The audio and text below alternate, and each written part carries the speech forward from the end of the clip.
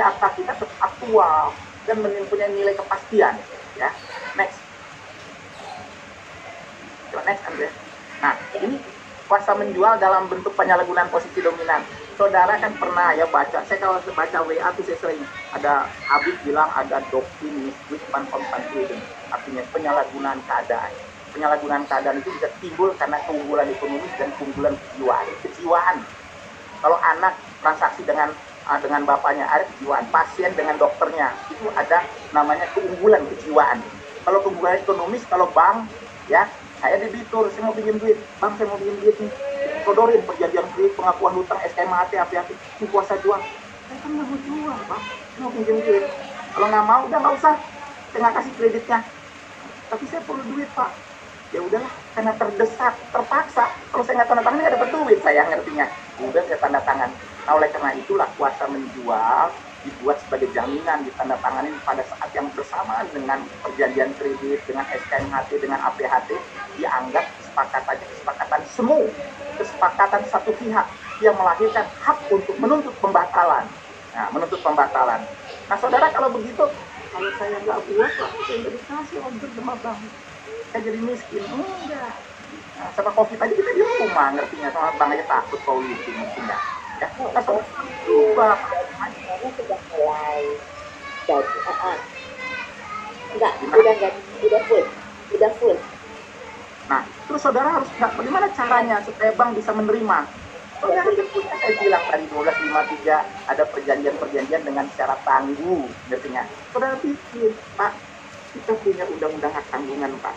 Jadi kalau masanya kebutuhan prestasi, objek dari jaminan ini bisa dieksekusi, Pak. Nah, kalau berkaitan dengan tanggungan, Bapak kenal namanya parate eksekusi, Bapak kenal titel eksekutorial, Bapak kenal eksekusi di bawah tangan. Di bawah tangan bukan di bawah tangan, Pak, ngerti nggak? Di luar lelang, tanpa melalui satu pelelangan umum, ngerti nggak? Jangan ditafsirkan di bawah tangan dengan akta di bawah tangan, ngerti nggak? Nah, ini dua. Nah, bahkan di Undang-Undang Perbankan pasal 12A dengan pasal 12 dinyatakan boleh, bank boleh membeli objek jaminan dalam rangka menjaga likuiditas bank itu sendiri, baik melalui lelang, di luar lelang, maupun melalui kuasa menjual. Dicantumkan saya tegas, kuasa menjual. Artinya boleh melalui kuasa menjual, boleh pakai PBGB, tapi dipenuhi syarat-syaratnya. Kalau bank membeli, dia jangka waktu 1 tahun, harus dialihkan kepada orang lain. Artinya kalau ada kuasanya berlaku 1 tahun sejak debitur prestasi. Nah, kalau di prestasi, jadi bikin kuasa dengan syarat tangguh. Dia berlaku sejak debitur prestasi, dan kuasa ini hanya bisa dijalankan jika dipenuhi syarat-syarat pasal 20 ayat 2, ayat 3 Undang-Undang Tanggungan, pasal 12 Undang-Undang Perbankan. Nah, pasal 20 ayat 2 dan 3 itu apa? Kalau debitur prestasi, pemberi penerimaan tanggungan secara tertulis harus memberitahukan kepada pihak-pihak berkepentingan dan harus diumumkan paling sedikit 2 surat kabar ya yang terbit di daerah yang bersangkutan, ngertinya kan? Dan selama diterbitkan itu ya tidak ada pihak-pihak yang merasa keberatan. Ya, 1 bulan itu diumumkan. Kalau tidak ada yang keberatan, baru dijalankan. Untuk apa? Untuk mendapatkan harga yang menguntungkan. Kalau perlu dicantumkan, selain syarat pasal 20 ayat 2 ayat 3 Undang-Undang Perbankan, perlu harganya itu sama atau lebih dari harga pasar yang ditentukan oleh appraisal atau penilai yang independen. Kita cantumkan.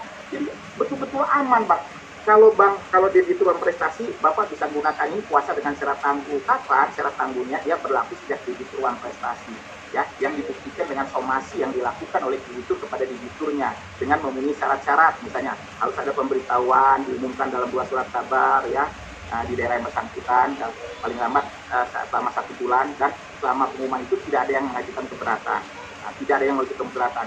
Kedua, bank boleh membeli, tapi bank boleh membeli itu membelinya dicantumkan di situ jangka waktunya 1 tahun, artinya hingga kuasanya itu harus memenuhi syarat pasal 20 ayat 2, 20 ayat 3. Terus kedua, jangka waktunya 1 tahun sejak debitur prestasi. Jalan, nggak pusing-pusing sekarang ini, ngertinya. Nah, kalau dia sodorkan kuasa, kita rubah, kita reposisi, Pak, supaya ini aktanya ini kuasanya memenuhi aturan hukum. Udahlah, Pak, gitu sementara nih, Pak, dengan COVID begini, ngertinya ya kita buatlah supaya semua penuhi lah aturan ini. Bapak senang, saya senang, artinya di situ juga nggak dirugikan, Pak, ngertinya. Nah, jalan artinya. Ini yang saya bilang, kita punya perangkat hukumnya, tapi tidak pernah kita gunakan perangkat hukum itu. Cuma kita ikut tidak punya ide untuk memberikan penyuluhan hukum kepada bank supaya dia sadar bahwa kuasa menjual yang dibuat bersama dengan perjanjian kredit itu cacat. Bahkan Bu Herwin bilang, kalau namanya eksekusi harus dijual dilelang. Nah, kalau ada kuasa jual, dijual di bawah tangan, itu pelanggaran apa? Saya sering diskusi, bukan saya nih, otaknya Bu Herlin. Bertentangan dengan asas kepentingan umum. Waduh, itu namanya apa? Ketertiban umum. Ya, kalau saudara baca 1335, 1337, ketertiban umum itu batal demi hukum. Tetapi kalau ini yang dapat dibatalkan gitu, kalau ada cacat, itu cacat kehendak. Tapi cacat kehendak yang bukan diatur dalam 1321 Koperdata, tapi cacat kehendak yang lahir dari jurisprudensi. Nah, ini yang saya bilang, yang begini-begini kita diskusi. Dari diskusi kita inventarisasi, loh masalah-masalah, besok kita evaluasi, kita nggak mengulangi lagi. Artinya, semua notaris Indonesia bikin aktenya rapi. Nggak ada masalah deh, ngerti nggak? Penegak hukum pada nganggur semua kalau begitu, ngerti nggak? Bisa kalau notarisnya mampu membuat akta secara komprehensif benar, ngerti nggak? Ini kita yang enggak, ngerti nggak? Tugas kita dulu lah. Tugas kita apa? Membuat akta otentik. 1868, 15 ayat 1 ada akta, 15 ayat 2 itu bukan akta otentik, legalisasi warna hitam, peraturan perundang-undangan lain tidak. Ada undang-undang lain yang mengakomodir. 281 kita harus membuat akta otentik untuk anak luar nikah, itu mengakomodir undang-undang lain yang memberikan kewenangan kepada notaris. Kita skopnya di situ dulu lah. Ini kewenangan kita, jangan lari kemana-mana, ngertinya. Karena nanti dasar berpijaknya kalau ada apapun itu dasarnya dari kewenangan. Apa kewenangan saudara? Ini kewenangan saudara nggak? Bukan kewenangan saudara. Kalau bukan kewenangan saudara, apalagi kalau saudara masuk di pasal 3 Undang-Undang Tindak Pidana Korupsi, ketidakwenangan. Ketidakwenangan salah satu unsur, ngertinya, dalam tindak pidana korupsi. Ya, next.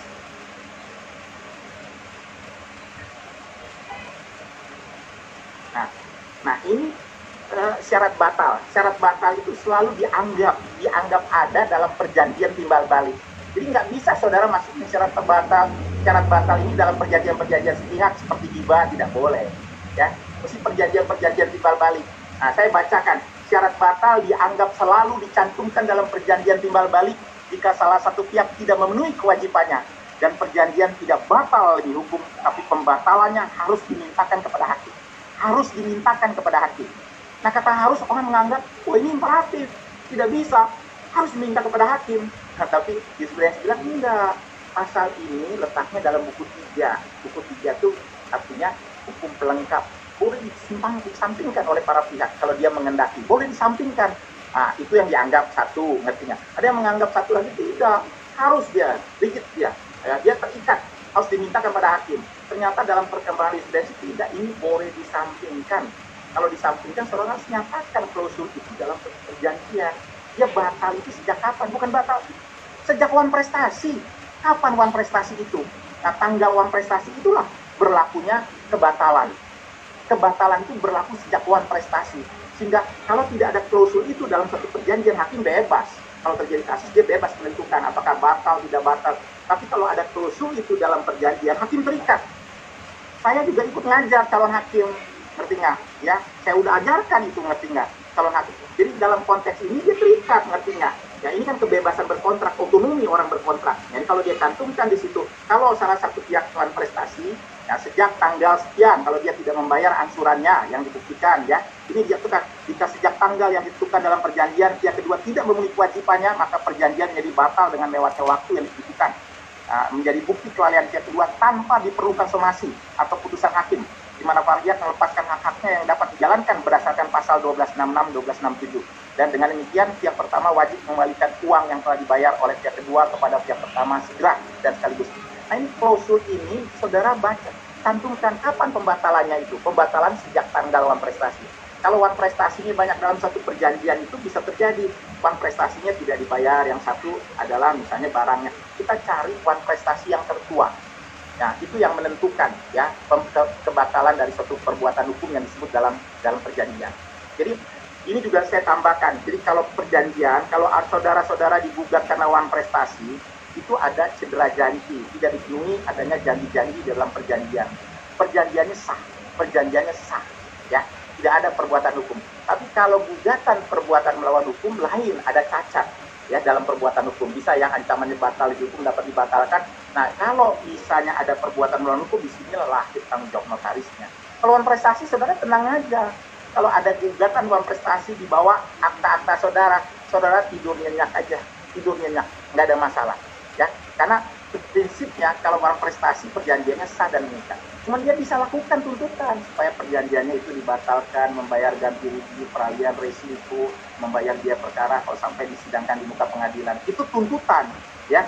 Tapi tidak mengurangi bahwa perjanjian itu sah dan mengikat. Ini reposisi ya, kalau ada syarat-syarat batal, saudara cantumkan di dalam perjanjian timbal balik. Sering kita lihat di dalam pasal PPJB. Sekarang PPJB menjadi tren, ya, menjadi tren dalam kasus-kasus. Ya, banyak kasus. Nah, ada PPJB berkaitan dengan PP, ya, juga berkaitan. Ini saya tambahin sedikit sebelum ini. Ini ada satu kasus, ya, ada pemegang saham, dia mengundang rapat. Waktu dia mengundang rapat, tanpa persetujuan dari ketua pengadilan atau pengadilan negeri, sebagaimana dimaksud dalam undang-undang PP, ya. Nah, terus hadir 70% sahamnya, dinyatakan sah. Saya mengatakan tidak ada pidana, karena kalau kita bicara perubahan data perseroan harus disetujui oleh lebih dari 50%, ya, dari setengah. Nah, ini 70% semuanya setuju, undang-undang PP dan itu. Jadi kalau kata-kata bahwa keputusan itu sah dan mengikat, artinya jadi keterangan bohong dong. Kan tadi dua hal berbeda.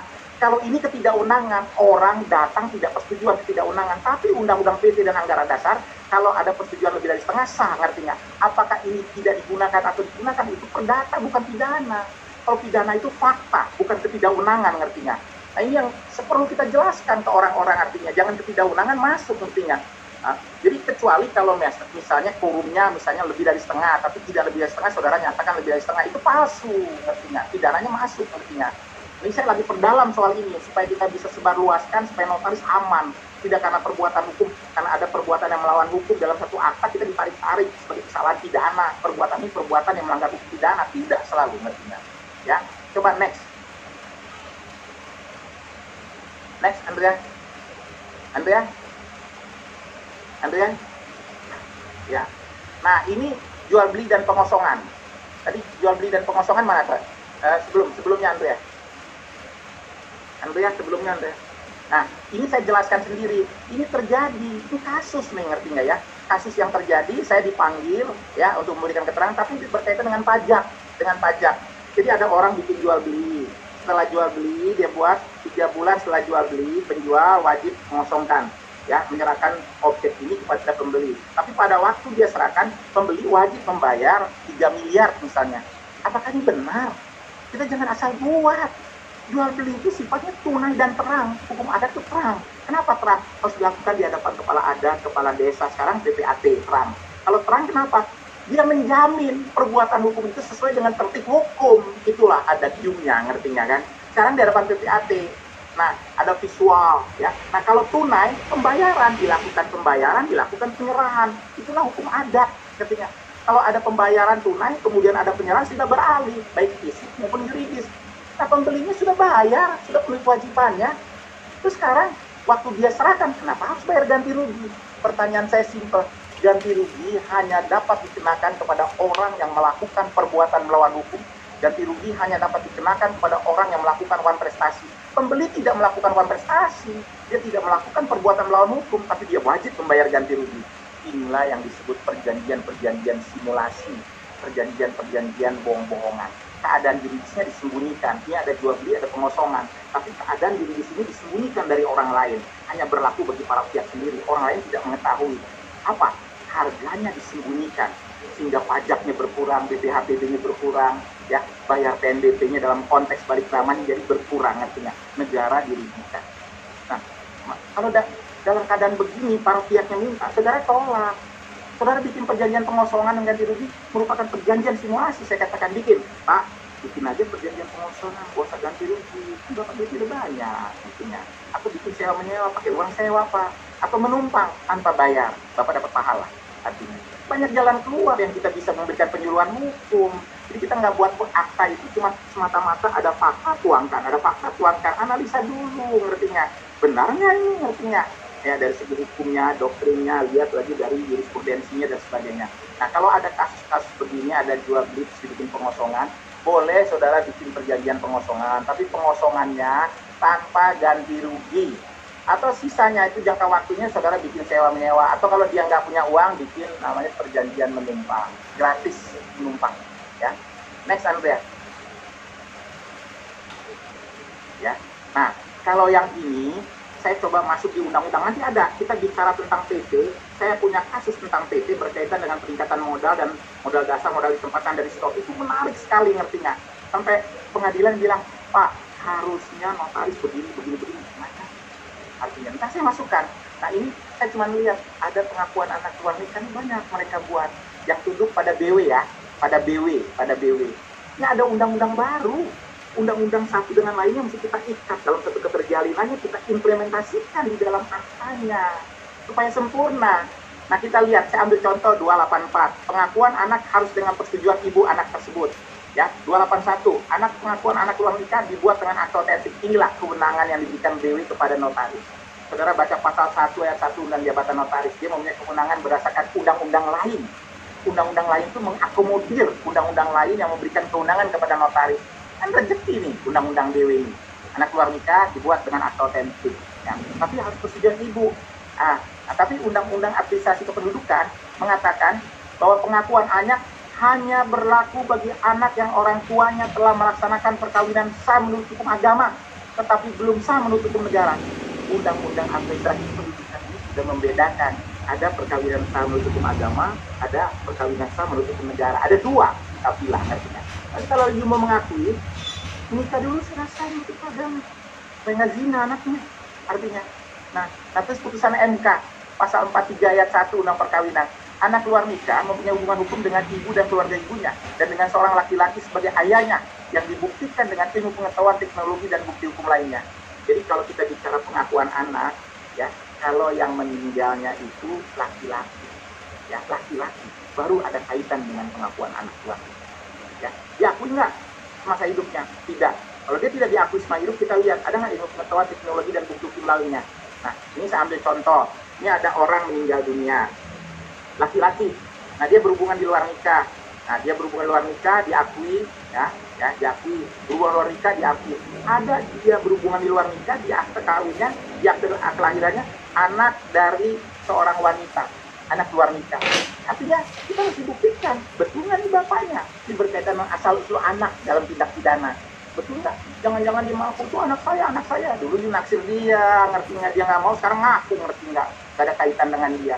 Nah, untuk membuktikannya, lahirlah putusan MK yang merevisi pasal 43 ini. Buktikan teknologi DNA-nya, ilmu pengetahuan, atau bukti hukum lainnya. Oh,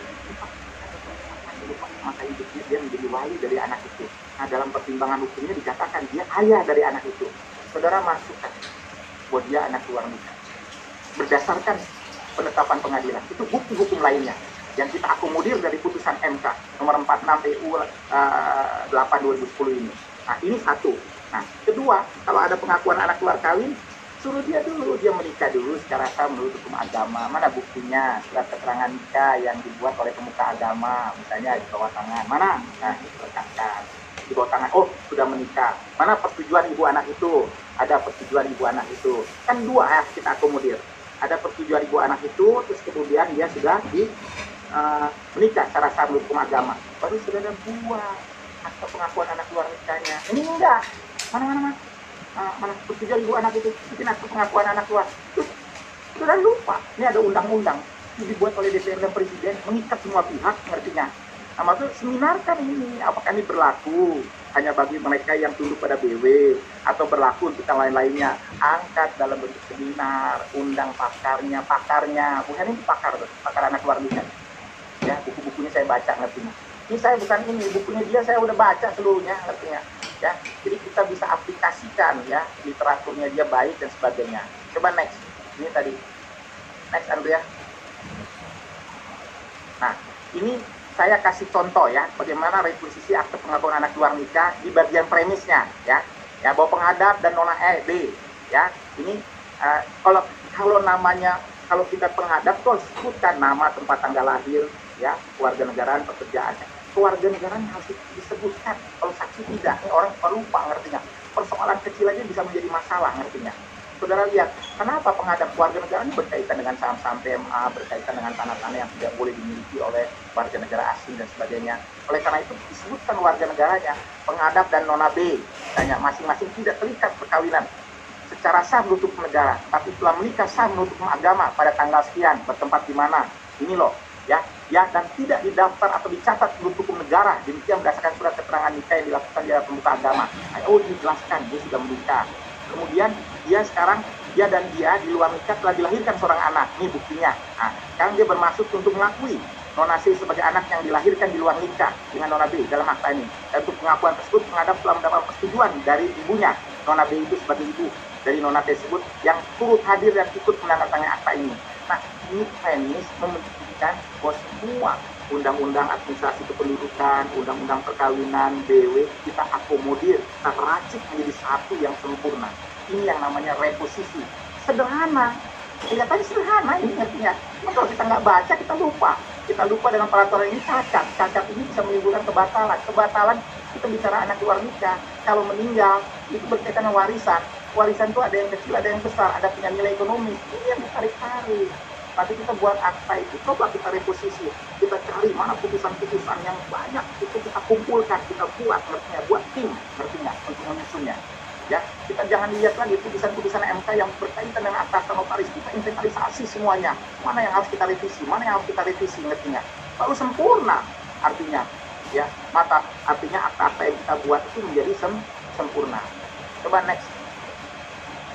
Andrea? Ya. Nah, ini yang saya bilang pengesahan atau ratifikasi. Saya bilang kalau akta-akta itu cacat, kalau ada cacat kan kita ini semua hidup. Kalau udah cacat kita buat, kita renungkan kapan saya digugat, kapan saya dilapor, terus sampai kita meninggal. Nah, kalau ada undang-undang memberikan ruang. Bapak Ibu, kalau ada akta-akta yang dapat dibatalkan, tapi bukan batal gitu, atau dapat misalnya kita denda, ya, 1321, karena ketidakcakapan relatif, misalnya anak di bawah umur melakukan perbuatan itu dapat dibatalkan. Maka undang-undang mengatakan akte pengesahan atau penguatan atau penetapan hal-hal yang perlu diperhatikan, boleh dilakukan pengesahan akta-akta yang dibatalkan. Caranya gimana? Isi pokoknya harus diuraikan. Dan alasan-alasan pembatalannya.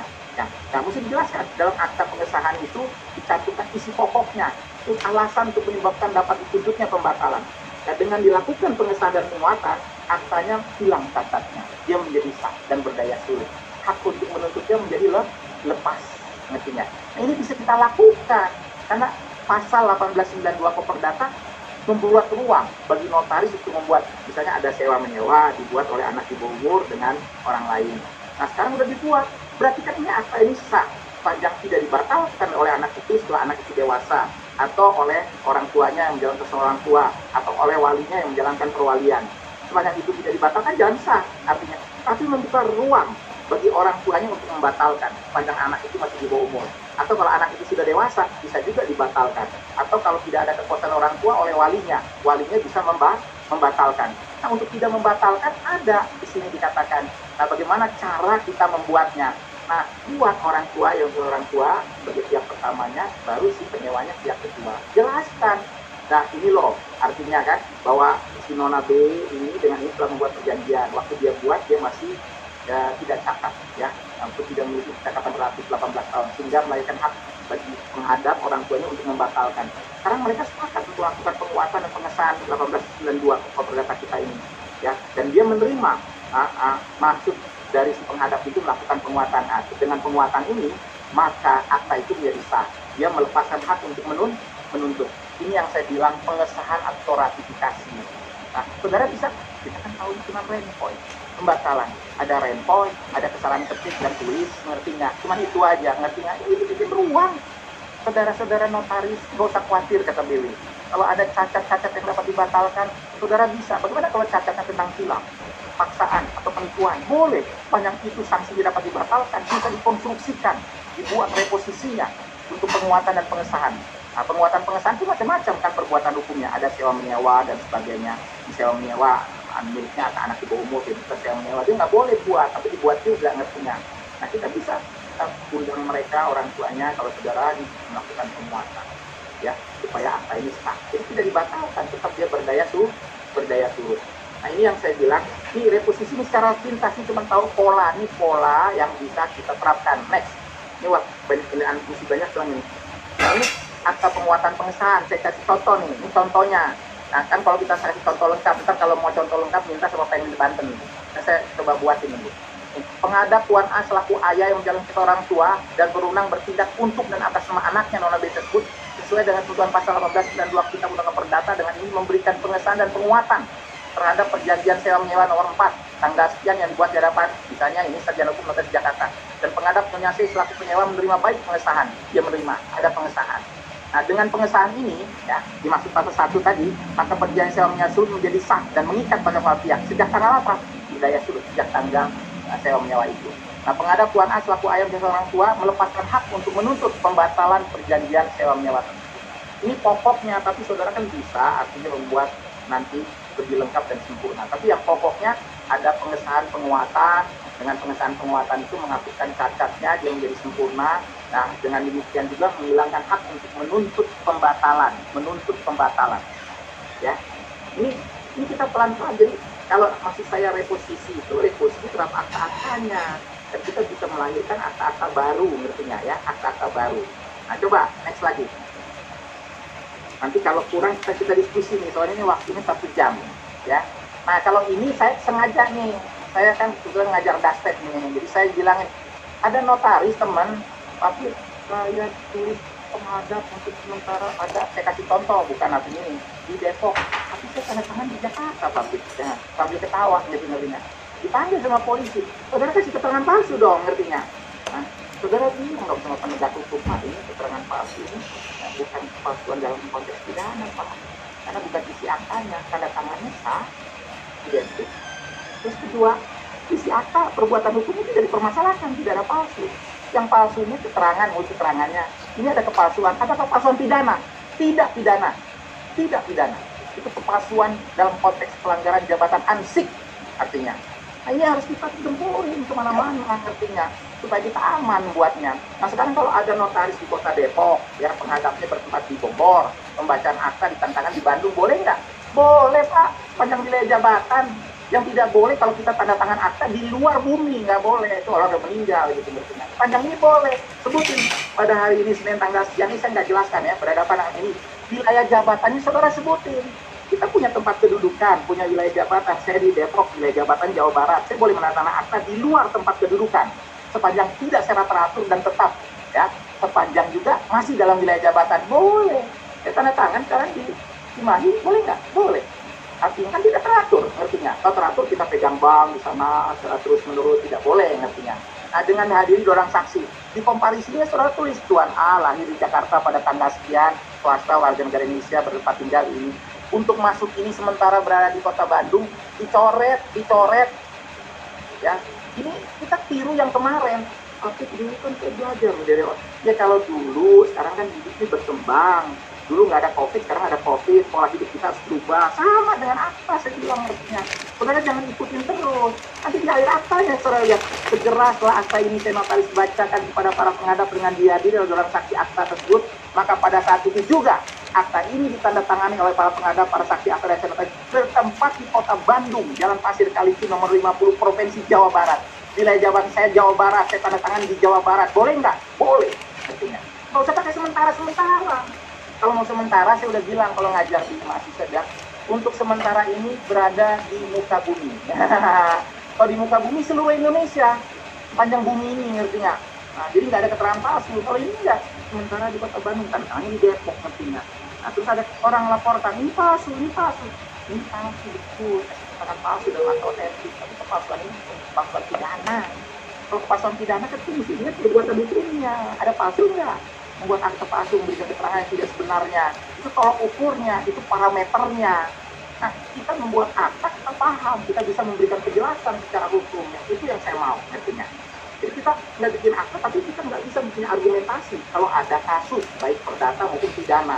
Jadi siap segala-galanya, artinya. Nah, ini yang saya bilang, ini reposisi berkaitan dengan akta-akta otentik. Ya. Ini konstruksinya dalam kaitan dengan pelaksanaan norma hukum yang diatur dalam Undang-Undang Jabatan Notaris. Artinya, awal aktanya begini, komparisinya di akhir akta kan tanda tangannya di Bandung. Nah, ini ya tinggalnya di Bogor. Saya notarisnya di Depok. Boleh Pak. Tapi yang nggak boleh kalau saya di Banten, ngertinya.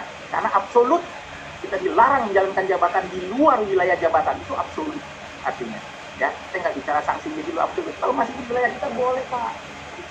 Kalau saya tanda tangannya di Cirebon Pak, perbatasan Jawa Tengah dengan ini kaki saya separuh ini, ya jangan pertanyaan yang nggak jelas gitu. Ya, kalau masuk jalan wilayah jabatan kita tanda tangani kalau bisa. Next Andrea. Andrea. Nah ini digitalisasi pelayanan publik. Nah saudara kan lihat ya, saya kan begini, saya pelajari ya, firma, CP. Sekarang kita bicara lagi ada fidusia, ini format. Jadi kalau kita lihat di atas, misalnya saya ambil contoh dulu akan waktunya, ada PP, firma, CP itu ada formatnya. Format yang dulu kan nggak terlihat. Bagaimana kondisi? Tes 1, 2. Ya. Gimana sih? Masih ada waktu kan ya? Nah terus kita mesti melihat ini ada digitalisasi ya dengan peraturan Menteri Hukum dan HAM 17 ya 2018 ini kan ada pendaftaran kewajiban untuk mendaftarkan PP, Firma, dan CP artinya. Tapi kita tahu juga ada format-format di Sabu itu sendiri harus sesuai dengan akta-akta kita. Kita harus menyesuaikan format di akte PP, Firma, CP dengan akta atau format-format dalam Sabu. Karena semua yang kita buat aktanya kita harus akses. Ya, harus kita masukkan data itu di dalam Sabu secara elektronik. Nah, itu masuk di dalam Sabu. Kalau bisa misalnya akta ini kita tidak sesuaikan dengan bentuknya, nanti ada penyimpangan-penyimpangan. Nah, ini yang saya bilang, kita harus sesuaikan semua reposisi format aktanya. Bagaimana kalau dia sudah lewat waktu, kita perlu melakukan reposisi untuk akta-akta yang lewat waktu. Ada pendaftaran misalnya PP, Firma, CP dalam waktu 60 hari sudah ditandatangani akta perubahan anggaran dasarnya, sudah ditandatangani akta perubahan. Kita ingat, kalau di dalam praktek kita kenal namanya akte pendirian PP, Firma, CP. Ini contoh, nanti di PP-nya boleh. Nah, kita kenal adanya pemasukan sekutu dan perubahan anggaran dasar, ada pengeluaran sekutu dan perubahan dasar, ada pemasukan dan pengeluaran sekutu dan perubahan dasar, ada perubahan anggaran dasar, ada pembubaran. Itu yang dalam praktek. Tapi format CP, Firma, dan PP cuma 3. Akte pendirian, perubahan anggaran dasar, dan pembubaran. Nggak ada yang lain.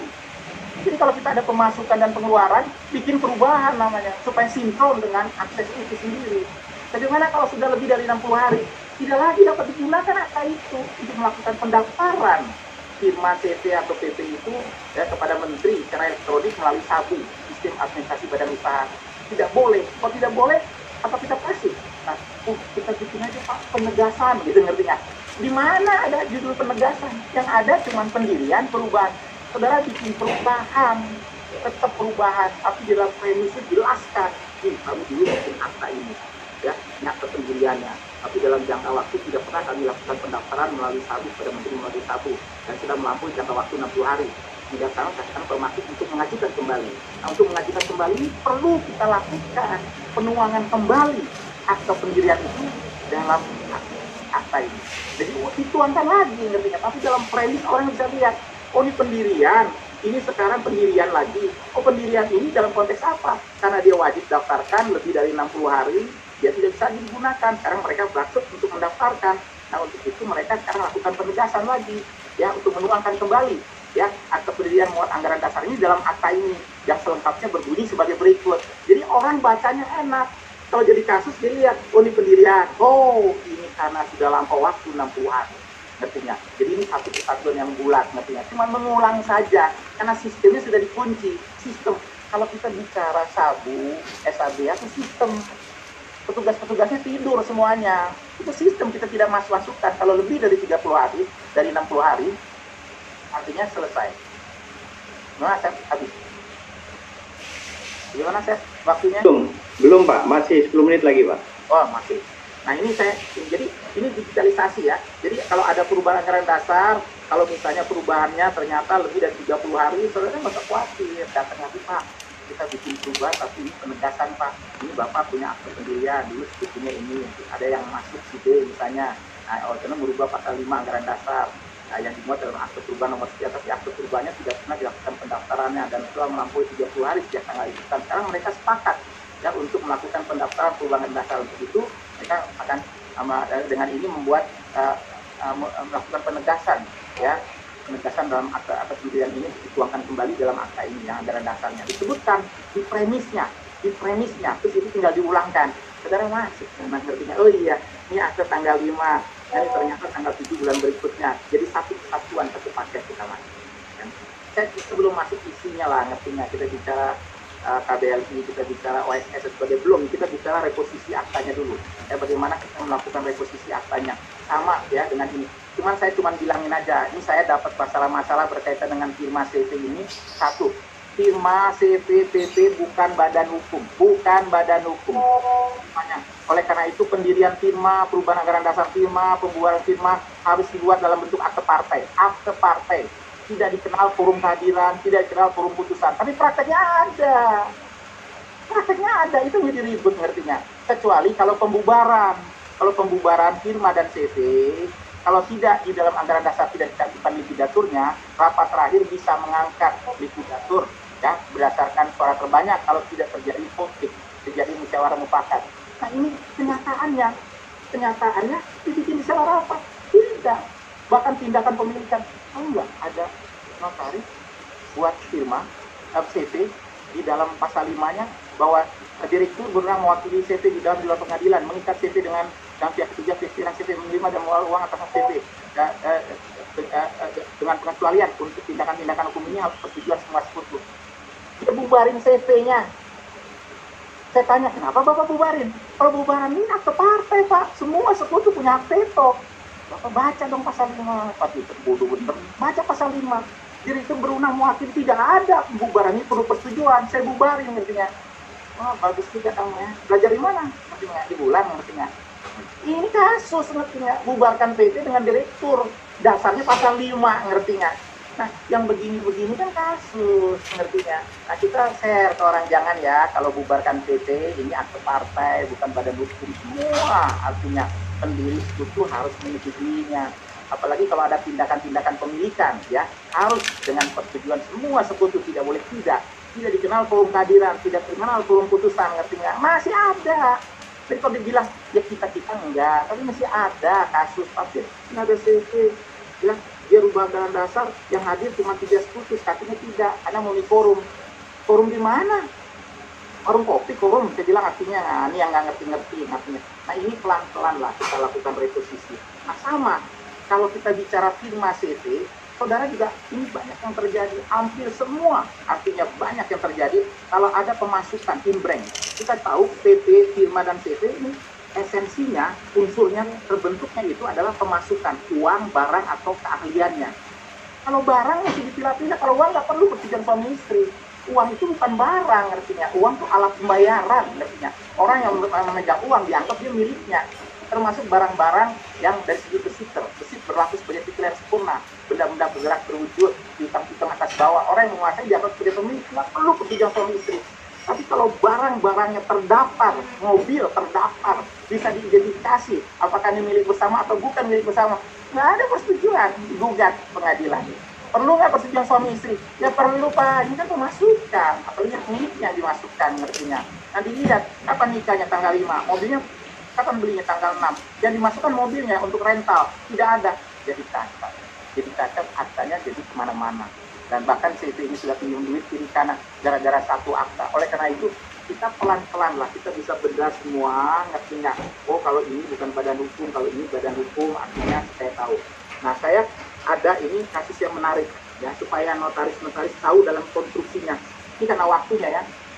Kalau ada peningkatan modal ditempatkan, modal dasar, modal ditempatkan, dan modal di stoknya. Saudara lihat, kalau saya punya saham, ya, saya waktu pendirian saya punya 500 saham. Terus ada perubahan anggaran dasar, saya 500 saham lagi. Saya masuk melalui imbreng CV saya. Terus saya ada lagi perubahan, saya masuk lagi 500 saham melalui imbreng tanah saya. Berarti kan saya 1.500 saham. 1.500 saham ini kan jangan saudara uraikan itu cuma 1.500 saham susulan pemegang sahamnya. Nah, di dalam pasal penutupnya ini saya kasus. Jadi ada orang masukkan imbrengnya cacat. Nah, tapi tidak membatalkan seluruh aktanya. Tapi dia bilang begini, penegak hukum bilang, harusnya notaris rinci Pak. Saya punya 1.500 yang penyetorannya dilakukan dengan cara 500 saham itu secara tunai. Ya, secara tunai kan dalam kas persewaan ya, demikian berdasarkan akte pendirian. 500 saham itu dilakukan dengan imbreng CV berdasarkan akte risalah rapat nomor sekian. 500 saham berdasarkan imbreng tanah hak guna bangunan berdasarkan akte risalah rapat nomor sekian gitu. Nah, kalau itu dirinci ada cacat satu saja tidak membawa akibat pada seluruh PP-nya, tapi itunya bisa dihitungkan. Dimasukin tanahnya cacat, berarti sejak tanggal dimasukkan, hapus. Semua dividen, keuntungan harus dikembalikan kepada perseroan. Ini pengadilan. Nah, saya rumuskan. Ini nggak dapat di bangku kuliah, ngertinya.